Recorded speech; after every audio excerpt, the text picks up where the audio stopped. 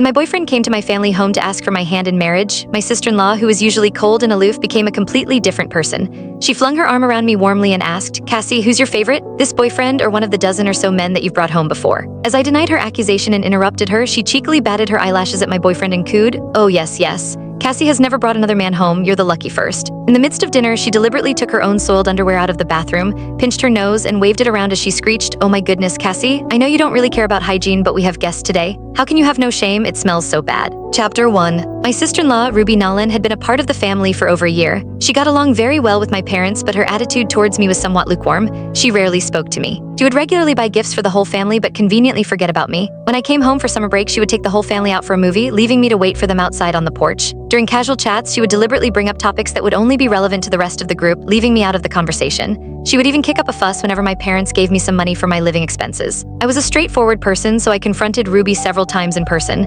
but every time she looked at me as if nothing had happened and said, "I don't hate you or anything, you're just too sensitive." She would then snuggle into my brother Calvin's arms and give him puppy eyes, as if a child had thrown an unreasonable tantrum at her and hurt her feelings. My parents took Ruby's side and said that she was too gentle to ever deliberately target me. They even warned me that if I continued to be suspicious, it would destroy Calvin's marriage. As a result, I often doubted myself. Perhaps I was overreacting about the entire situation. I finally learned the truth on the day I brought Vincent Turner, my boyfriend of 2 years, back home to meet the family. Vincent was 6 feet tall, handsome, well-to-do, and had a charming smile. Although his parents were civil servants, he had worked hard and joined a major tech company with an annual salary of about $500,000. He was more than perfect in my eyes. My parents were happy for me, but Ruby kept silent with a sullen face. She pulled me aside and asked a bunch of intrusive questions about Vincent.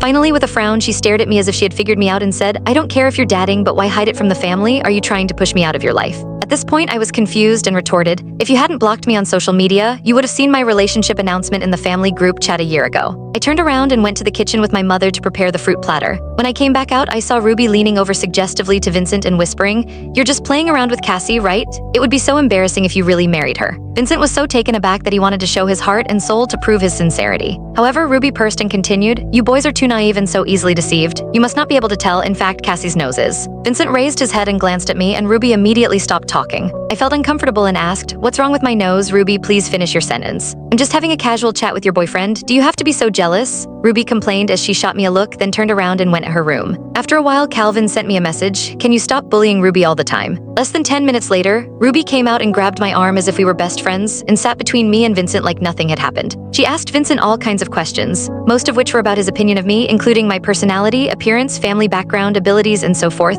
She also smiled sweetly and asked Vincent to give me a rating, which made me very uncomfortable. She seemed to regard me as cattle at an auction. Click the link on the homepage to watch the full follow-up for free.